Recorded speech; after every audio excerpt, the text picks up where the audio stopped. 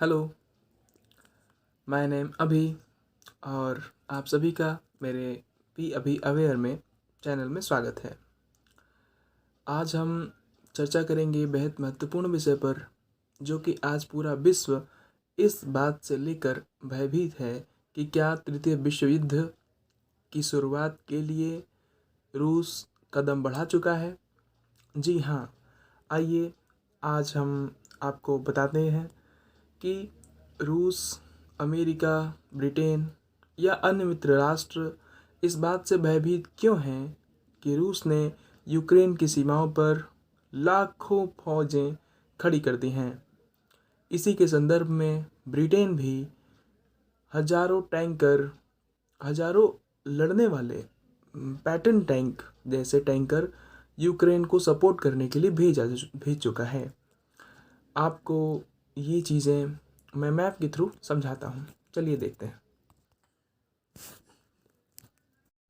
आप लोगों की एक नज़र समूचे विश्व मैप को देखते हुए और हम चर्चा करने वाले हैं इस एरिया की। आप लोग ये क्षेत्र देखें, यूक्रेन, रूस की चर्चा करेंगे। क्या है ये पूरा मामला, क्यों ऐसा माना जा रहा है कि यह तृतीय विश्व युद्ध की ओर एक कदम है। आइए इसको बड़े मैप में समझते हैं। पहले तो जीके से संबंधित क्वेश्चन के लिए ये देख लें, क्योंकि यूपीएससी और विभिन्न स्टेट पीसीएस परीक्षाओं द्वारा यह पूछा जाता रहा है। यह है काला सागर। आप लोग ध्यान से देखें, काला सागर के किनारों पर कौन कौन से देश हैं, यह पीछे के बहुत वर्षों में पूछे जा चुके हैं।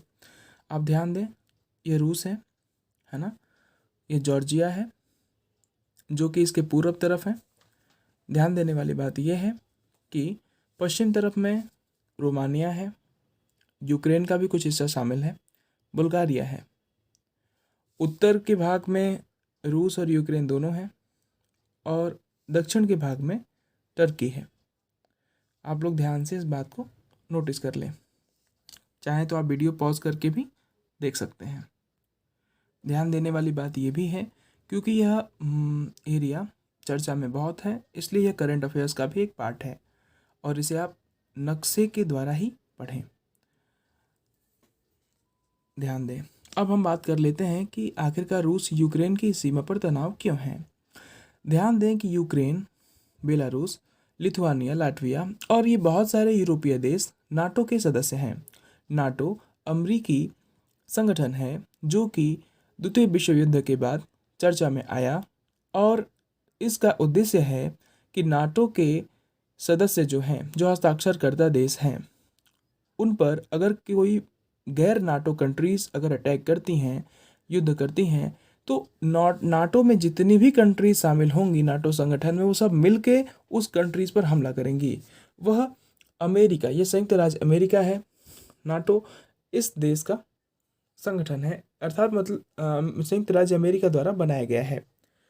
हम चर्चा करते हैं आखिर फिर रूस ऐसा क्यों कर रहा है, क्यों पश्चिमी मीडिया, पश्चिमी मित्र देश यह सब समझाने पर लगे हुए हैं कि रूस जो है तृतीय विश्व युद्ध के लिए पहला कदम रख रहा है। आखिर क्यों वो ऐसा मान रहे हैं। दरअसल रूस और यूएस की जुगलबंदी, या जुगलबंदी क्यों कहें, उनके रिश्तों में खटास द्वितीय विश्व युद्ध के बाद से शीत युद्ध में ही देखी जा सकती थी और आज भी उनके विस्तार और साम्राज्य को देखते हुए देखा जा सकता है। जो नाटो संगठन है वह, उसमें यूक्रेन जो है शामिल हो रहा है। चूँकि यूक्रेन के शामिल होने से यहाँ पर जो रूस से यूक्रेन की जो सीमा लगती है, आप ध्यान दें, वो यहाँ इतनी दूर है। यहाँ पर जब नाटो में यूक्रेन शामिल हो जाएगा तो यहाँ पर मिसाइलें खड़ी कर दी जाएंगी, जो कि मिसाइलों की रेंज बहुत ज़्यादा होगी। इसमें रूस के विभिन्न शहर आने वाले हैं। ध्यान रखने वाली बात यह भी है कि रूस के राजधानी, जहाँ से समस्त रूस संचालित होता है, यूक्रेन की सीमा से मात्र 500 किलोमीटर की दूरी पर ही रह जाएगा। इसलिए रूस भयभीत है। इसी के चक्कर में रूस ने 1 लाख फौजें इस सीमा पर खड़ी कर दी हैं, साथ ही और फौजें भी खड़ी कर रहा है। इसी बात को देखते हुए यूक्रेन की सीमा पर काफ़ी दबाव बन गया है। इसी चक्कर में यहाँ पर यह लंदन, ब्रिटेन देख रहे हैं, ब्रिटेन ने अपने हजारों पैटर्न टैंक यूक्रेन में भेजे हैं यूक्रेन को सपोर्ट करने के लिए, आर्मी सपोर्ट के लिए। अमेरिका ने भी यूक्रेन को आर्मी सपोर्ट तो नहीं भेजा है, लेकिन यूएस ने अर्थात अमेरिका ने रूस पर आर्थिक प्रतिबंधों की धमकी दी है और यह भी कहा है कि उसे अमेरिकी डॉलर यूज करने की परमिशन नहीं दी जाएगी। आखिर अमेरिकी डॉलर यूज नहीं करने पर रूस को क्या समस्याएं आ सकती हैं, यह भी ध्यान रखने वाली बात है।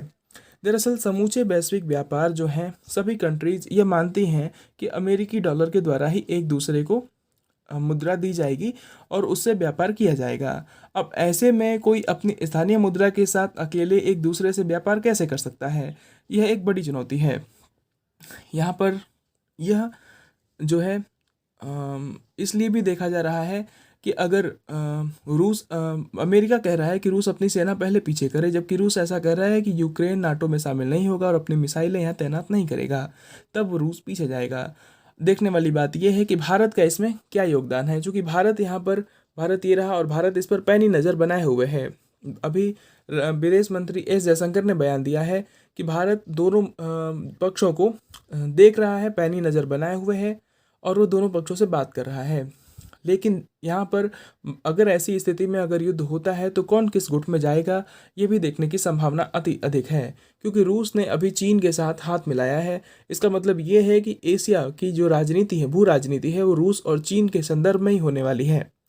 यहाँ पर यह भी ध्यान देने वाली बात है कि अभी कजाकिस्तान में कुछ दिनों पहले जो विद्रोह हुए, उसमें रूस ने अपनी आर्मी भेजकर वहाँ विद्रोह शांत किया। इसका अर्थ ये भी है कि कजाकिस्तान रूस का ही सपोर्ट करेगा।